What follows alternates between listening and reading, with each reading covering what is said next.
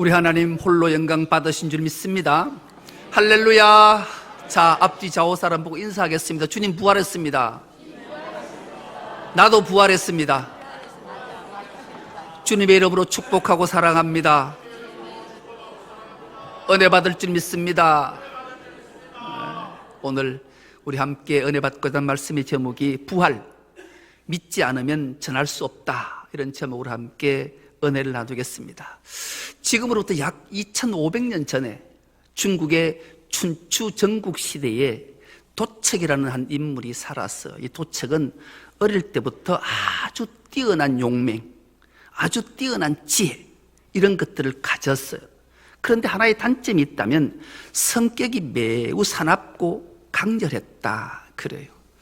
여러분, 난세의 영웅이 난다 하잖아요. 난세의 영웅으로 태어났는데 이 도책에게는 출세의 길이 열리지 않는 거예요. 고민에 빠졌어요. 인생을 어떻게 살까 고민하는 도책이 이렇게 결단해요. 나는 도둑의 삶을 살겠다. 그런데 일반 도둑과는 다르게 정말로 도리가 있는 도둑이 되겠다, 이렇게 결단하고 범죄자, 도둑의 인생을 살아요. 그래서 많은 자기 제자들을 이끌고 도둑질을 하는데 도둑질을 정말로 기가 막히게 하고 쓰는 폼이 달라요. 그래서 어느 날 이 제자가 스승에게 물어요. 스승님, 도둑에도 도둑질에도 도가 있습니까? 그럼 도가 없는 도둑은 한낱 양아치에 불과하기 때문에 도가 있다.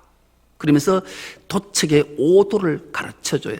첫 번째, 가장 먼저 도둑질할 때 중요한 그 첫 번째는 어느 집에 돈 들고 귀중한 물건이 있는 걸 기가 막히게 아는 것이 첫째 도다. 이것을 성이라 한다. 이 성은 거룩함을 말합니다. 거룩은 구별입니다. 도둑이라도 같은 도둑일 수 없어. 구별된 도둑, 이 성인 성자, 거룩할 성이다. 둘째는 이번 거사를 치를 때, 도둑질을 할 때 성공할지 실패할지를 정확하게 아는 지가 있어야 된다. 지혜가 있어야 된다. 알지. 이거 두 번째 도다. 세 번째는 도둑질하러 들어갈 때는 가장 먼저 앞장서서 들어가는 용이 필요하다. 용기 없이는 결코 참된 도둑질을 할 수 없다. 넷째, 도둑질을 마치고 나올 때는 반드시 가장 뒤에 나와야 된다. 이것이 바로 의다. 의리 없이는 아무것도 할 수 없기 때문이다. 다섯 번째, 마지막으로 진짜 도는 훔친 물건, 작물을 공평하게 나눠야 된다. 이것이 바로 인이다. 어질인. 이 도책이 이 다섯 가지 도를 제자들에게 가르치고 마지막 가장 중요한 말 한마디를 남깁니다. 그러나 모든 것의 바탕은 신뢰와 믿음이 없으면 아무것도 할 수 없다. 뭐라고요? 모든 것의 바탕에는 신뢰와 믿음이 없으면 아무것도 할 수 없다. 이것을 가르쳤대요. 여러분, 오늘 본문은 기막힌 말씀이 기록되어져 있고 우리에게 참 깊은 울림을 주는 말씀이 기록되어져 있어요. 오늘 본문 시작을 이렇게 하고 있지 않습니까? 예수께서 안식 후 첫날, 즉 주일 아침에 부활하셨는데 어떻게 부활하셨는가? 7 귀신을 쫓아낸 막달라 마리아에게 자신을 드러내 보여주셨어요. 여러분, 예수님의 무덤을 향해 막달라 마리아하고 살로메하고 야고보의 어머니 마리아가 향품을 가지고 무덤을 찾아갔다가 주님을 만난 사건이에요. 이 막달라 마리아에게 가장 먼저 주님이 나타나셨으니까 이 막달라 마리아가 얼마나 감격스러웠을까요? 얼마나 놀랐을까요? 그래서 그런 다름질하기 시작해서 두려움과 좌절과 절망 속에 떨고 있는 제자들에게 가서 주님이 부활하셨습니다. 우리 예수님이 부활하셨습니다. 이것을 전했어요. 그런데 11절에 보니 이 제자들이 듣고도 믿지 아니하니라. 듣고도 믿지 않았대요. 여러분, 세상을 살면서 어떤 사건 하나를 탁 일어났어. 누군가가 와서 사건을, 야, 기가 막힌 사건을 봤다. 이 맛을 들으면 듣고 잘 믿는 사람들이 여자일까요? 남자일까요? 묻는 게 바보지. 여자가 잘 믿어요. 여러분, 여자들이 얼마나 귀한 존재임을 알아요. 지금 우리 교회도 3분의 2는 여자라니까요. 예수를 잘 믿는 사람들은 여자예요. 제가 소원이 하나 있다면 여자로 안 태어난 게 얼마나 마음이 아픈지, 내가 여자로 태어났으면 얼마나 좋을까. 얼굴도 작지, 이쁘게 생겼지, 이래 막, 아이고. 여자로 안 태어난 게 진짜 가슴이 한이 된다니까. 한이. 예수를 잘 믿는다. 여자는 누가 말을 들으면 잘 믿어요. 야야야야, 누집이 그랬대. 맞아. 그리고 한나절도 안 돼서 다 소문이 난다. 발 없는 말이 천리를 간다고. 여자로 인어천해지는 거예요. 여자는 남의 말을 잘 듣고 믿는 것만 좋은 게 아니라니까. 여러분, 하나 물어보겠습니다. 여자가 의리가 있을까요? 남자가 의리가 있을까요? 여자가 의리가 있어요. 남자는 의리가 없어요. 그래서 이 남자가 의리 있고 하려고 거짓말해서 남자는 의리 이런데 거짓말이. 남자가 왜 의리가 없느냐? 통계를 조사를 해보니까 여자는 한번 마음을 주면 변하지 않는데요. 남자는 실리라서 돈 되고 자기에게 유익이 된다면 했딱 마음을 뒤집는 게 남자란. 여자는 의리, 남자는 실리. 이게 통계로 나온 거예요. 근데 꼭 맞는 건 아니에요. 다는 그렇지 않아요. 대표적인 예가 우리 교회에 그런 분이 있어요. 의리에 1등 하는 분이 한 분 계세요. 그분이 누군가 하면 실명을 밝혀도 되는지 모르겠지만 용서하고 들으십시오. 편호 집사님이 의리의 남자예요. 여러분, 아내인 항보승 권사님 만나고 결혼을 하고 한 번도 한눈을 안 팔았대요. 남의 여자 손을 잡은 적이 없대요. 이 의리를 지킨 거예요. 이 대신방 때 우리 장로님 신방 가서 집사님 궁금한 게 있습니다. 물어보서 진짜로 결혼한 이후에 다른 여자 손잡은 적 없습니까? 음욕을 품고 잡은 적 없습니다. 그냥 인사로 잡은 적은 있어도 한 번도. 의리의 남자가 있긴 해서. 근데 드물어요. 근데 여자는 한 번 남자에게 마음을 주면 결코 그 마음을 변치 않는데요. 그래서 여자는 의리, 남자는 신뢰라. 또 하나, 여러분, 전도를 여자가 잘할까요? 남자가 잘할까요? 여자가 잘해요. 우리 교회도 간혹 가다가 남자를 하는 경우도 있지만 대부분은 여자들이 복음을 잘 전하고 전도도 참 잘해요. 그러니 얼마나 귀하냐고. 그래서 여자는 믿었어요. 믿어서 가서 전했는데 남자들이, 제자들이 듣고도 믿지 아니하니라. 듣고도 믿지. 두 번째 사건을 보니까 오늘 12절부터 그 후에 그들 중 두 사람이 걸어서 시골로 갈 때에 예수께서 다른 모양으로 그들에게 나타나셨다. 이 사건 하나를 소개하는데요. 이 마가는 짤막하게 두 절로 소개하는데 이 자세하게 기록한 자가 있어요. 누가가 자세하게 기록을 했어요. 누가복음에 의하면 제자들이 이 소식을 들었어요. 듣고도 믿지 않고 그 후에 두 제자가 길을 떠나요. 어디로? 엠마오를 향해 가요. 엠마오로 향해 가는 길에 제자 한 명의 이름을 성경은 밝혀주는데 그 이름을 글로바라 그래요. 이 글로바는 누군가 하면 요한복음에 의하면 마리아의 남편이 글로바였다. 부활을 목격한 자, 그 마리아의 남편이 글로바예요. 근데 이 글로바는 듣고도, 아내의 말을 듣고도 믿지 않고 또 다른 제자 하나하고 엠마오를 향해 길을 가요. 그때 신령한 모습으로 변하신 주님이 그 길에 동참해요. 그런데 이 글로바와 같이 동참한 그 제자 하나는 누굴까?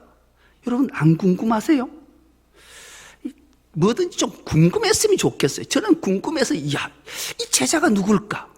누군데 이름을 익명으로 했을까? 자료를 막 찾아보니까 많은 성경학자들이 조사를 해보니까 이 자는 누군가 하면 바로 누가다. 왜 누가인가 하면 여러분, 자기의 사람이 떳떳하지 못하면 자신을 밝히고 싶을까요? 밝히고 안 싶을까요? 묻는 게 바보지. 그래서 누가가 자기를 익명으로 해서 자세하게 기록했다라는 거예요. 이 누가와 글로바가 그 엠마오로 가는 도중에 이렇게 말하는, 이런 부활의 주님이 부활하셨다는 소문이 예루살렘에 쫙 퍼지면 가장 긴장하는 자들이 누굴까요? 첫 번째는 로마의 군사들일 거예요. 둘째는 대제사장, 서기관, 장로들. 그러니 이들은 이 부활의 정언을, 정인의 삶을 살고자 하는 제자들을 그만둘까요? 소탕해서 다 척살할까요? 두말할 것 없이 다 소탕하려고 불을 켜고 다녔을 거예요. 그런 제자들이 도망길에 오른 거예요. 그래서 이 글로바와 누가가 두런두런 얘기를 하고 그 길을 가요. 야, 앞으로 우리가 어찌 살고, 큰일 났다, 잡히면 죽을 텐데 어쩌지? 이런 말을 하고 갈 때 옆에 누가 동행하는 자가 하나 있어요. 보니까 동행하는 자, 변형된 신령한 몸을 입고 있는 예수가 그 길을 동행해. 그러면서 도대체 너희들이 주고받는 얘기가 무슨 얘기입니까? 라고 물어요. 그러자 이 두 제자가 길에서 멈춰서요, 당신은 이 예루살렘에서 그 사흘 동안 있었던 사건을 모르냐? 온 천하가 다 소동했고 놀라서 시끌벅적했고, 그분은 진짜 하나님의 선지자로 하나님의 놀라운 능력을 가지고 기가 막힌 일을 다 했는데 대제사장에게 팔림을 받아서 빌라도에게 사형언도를 받고 십자가에 죽었다가 3일 만에 부활했다. 그 영광스러운 일들을 어째 니만 모르냐? 우린 다 아는데. 그러자 그 예수가 그 제자들에게 말해요. 무엇을 말하는가? 그런데 왜 믿지 못하냐? 그리고 그가 누군가를 모세를 통해, 선지자를 통해 성경에 낱낱이 기록한 것을 자세하게 풀어서 그들에게 알려줘요. 그리고 마침 주막에 도착해서 만찬을 나눌 때 주께서 떡을 떼서 제자들의 주자, 그때 비로소 그들의 눈이 밝아져 영안이 열려서 예수인지를 알았어요. 그리고 보니 예수님께서는 없은 거예요. 안 계신 거예요. 이 글로바와 누가가 그 부활하신 예수님 만나고 가던 길에서 돌이켜서 엠마오에서 예루살렘까지 무려 10km, 25리길을 한달음에 달려가서 그 두려움에 떨고 있는 제자들에게 가서 알려요. 내가 부활하신 주님을 만났다. 그런데 오늘 12절에 보니 두 사람이 가서 남은 제자들에게 알렸으되 역시 믿지 아니하니라. 믿지 않는 거예요. 그리고 13절이 14절이 이렇게 시작합니다. 그 후에 막달라 마리아가 부활하신 주님을 만나고 두려움에 떨고 있는 제자들에게 내가 주님을 만났습니다 해도 듣고도 믿지 아니하고, 부활하신 예수님을 신령한 모습으로 만났던 두 제자가 그 제자들에게 가서 알려도 역시 믿지 않고, 그래서 그 후에 예수께서 친히 11 제자들이 음식 먹을 때 주님이 그 자리에서 나타나십니다. 그리고 그들을 향해 몹시 꾸짖지요. 그들의 믿음 없는 것과 마음이 완악한 것을 꾸짖으시니 이렇게 말씀해요. 여러분, 참 믿음 없는 게, 믿음이 얼마나 중요한가를 우리에게 일깨워주는 말씀이죠. 여러분, 우리가 설교를 들을 때 가슴이 불붙는 듯하고 가슴이 뜨거워진 적이 있습니까? 혹시나 주일에 예배당에 올 때마다 혹시 기대를 가지고 오늘은 하나님이 나에게 어떤 말씀을 하실까? 그런 기대를 가지고 오십니까? 아니면 그냥 주일이니까 오늘 예배 드리러 가야 되지 하며 평상 모습으로 하나님 앞에 예배합니까? 믿음이 없이는 하나님을 기쁘시게 할 수도 없습니다. 믿음이 없이는 구원을 받을 수도 없습니다. 그런데 믿음이라는 게 내가 믿고 싶다고 믿어지면 얼마나 좋겠어요. 근데 믿어지지 않으면 어떡하냐? 그러면 믿음이 어떻게 우리에게 믿음이 생길까? 성경은 우리에게 이렇게 정리합니다. 믿음은 들음에서 나며 들음은 그리스도 즉 하나님의 말씀으로 말미암느니라. 아멘. 여러분, 우리가 믿음은 하나님의 말씀을 경청할 때, 들을 때 하나님이 주시는 은혜예요. 그래서 우리는 하나님의 말씀을 경청하지 않고는, 하나님 말씀을 사모하지 않고는 결코 믿음이 생기지도 않고 믿음이 자라지 않으면 구원에 이르지도 못하기에 우리는 믿음이 가장 귀하기에 믿음을 사모해야 되는 줄 믿습니다. 지난 한 주간 고난 주간에 선교사 2명을 만났어요. 여러분, 요즘 특히 미얀마라든지 라오스라든지 몽골이라든지 중국 같은 공산국가의 선교사들, 특히 중국의 선교사들이 많이 파송되어 있는데 대부분이 추방당했어요. 시진핑이, 공산국가는 곧 대통령이 신처럼 여김을 받잖아요. 종교의 자유가 없는, 그러니까 다 추방을 당해서 나와 있어요. 이 선교사님들하고 이렇게 식사하고 차 마시면서 두런두런 몇 시간을 얘기를 했는데, 선교사들이 한결같이 선교를 20년, 15년, 막 30년 해도 믿음이 자라지 않는데, 그 믿음이 자라지 않는 이유가 뭘까를 생각해 보니 말씀의 바탕이 없다라는 거예요. 근데 한국의 목사들이 하나님의 말씀을 얼마나 깊이 알고 깨달음이 놀라운지 전 세계가 놀란대요. 그러면서 그 선교사님이 저한테 이러더라고요. 목사님과 대화를 나누는 중에 참 하나님의 말씀의 그 비밀을 깨달음이 놀랍습니다. 목사님 같은 분이 선교지에 와서 현지 목사들과 선교사들에게 하나님 말씀을 좀 세미나를 좀 해주셨으면 좋겠습니다, 이러는 거예요. 한편으로는 뿌듯하기도 하고 한편으로는 마음의 부담이 좀 생기기도 했어요. 그래서 제가 기도하고 준비해서 여건이 되면 한번 가겠습니다. 꼭 와달라. 꼭 와서 정말로 목사 교육처럼, 계속 교육처럼 선교사들과 현지인 목사들이 도대체 하나님 말씀 성경을 모른대요. 그래서 이 비밀한 일들을 좀 깨닫게 해주셨으면 좋겠다. 한국의 목사들이 와서 며칠씩 세미나하고 가면 막 정말로 부흥이 폭발적으로 일어난대.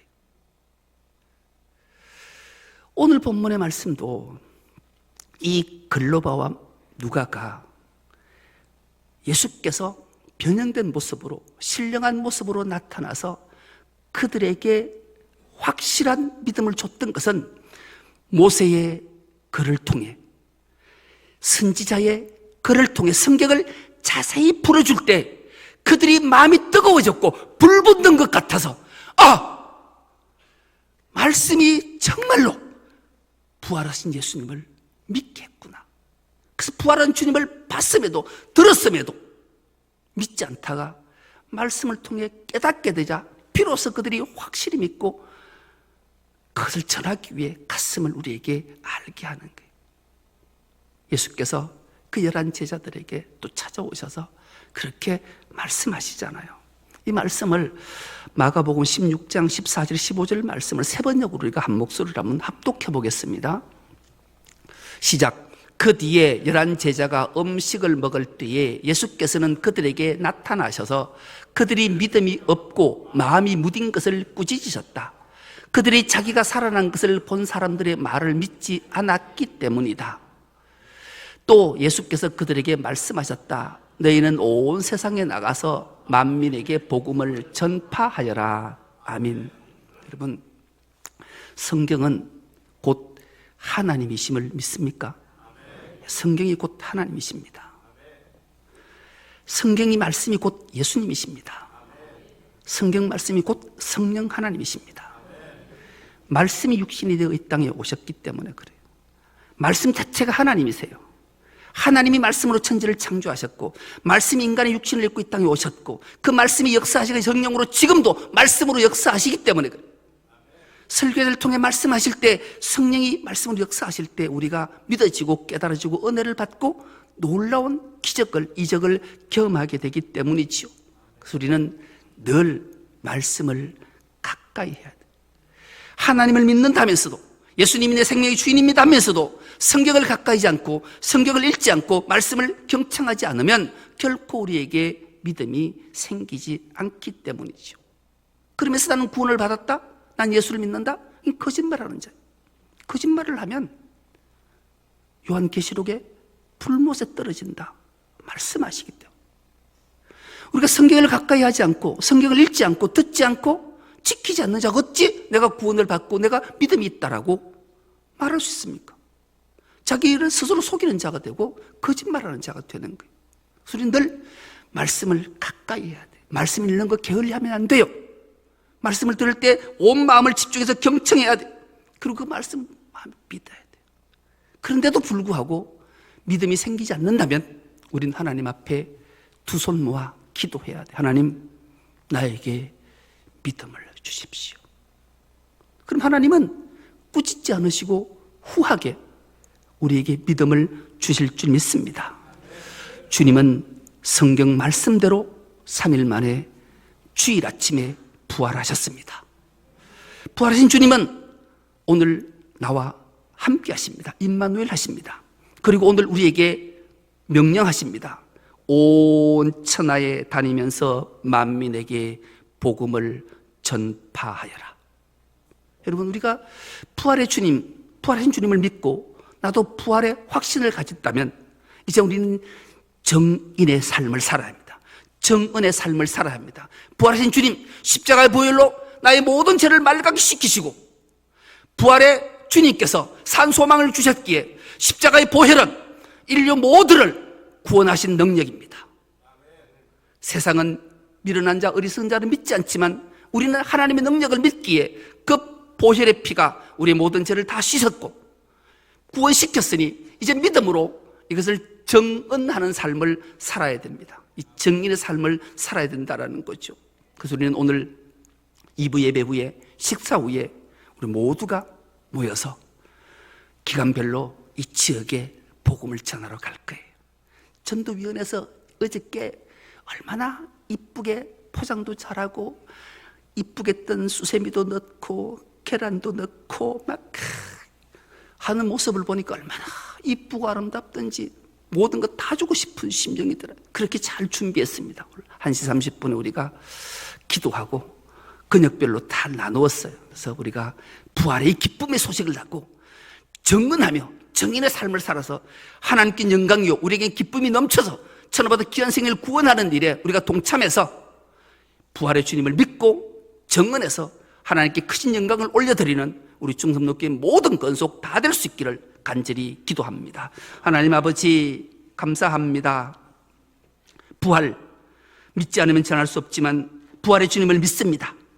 이제 정언의 삶, 정인의 삶을 살려고 다짐합니다. 부활하신 주님 말씀대로 이루셨기에 그 말씀을 믿고 구원받은 저희들이 확신을 가지고 부활을 정언자로 세상을 나갑니다. 주님 동행해 주셔서 우리 입술에 건설을 주셔서 우리가 말씀으로 정언할 때마다 놀라운 역사가 있게 하셔서 천하받아 귀한 생명을 구원하는 놀라운 일들의 기적들을 경험하는 주의 모든 건속들 다 되게 하여 주옵소서. 감사드리오며 예수님의 이름으로 기도드리옵나이다. 아멘.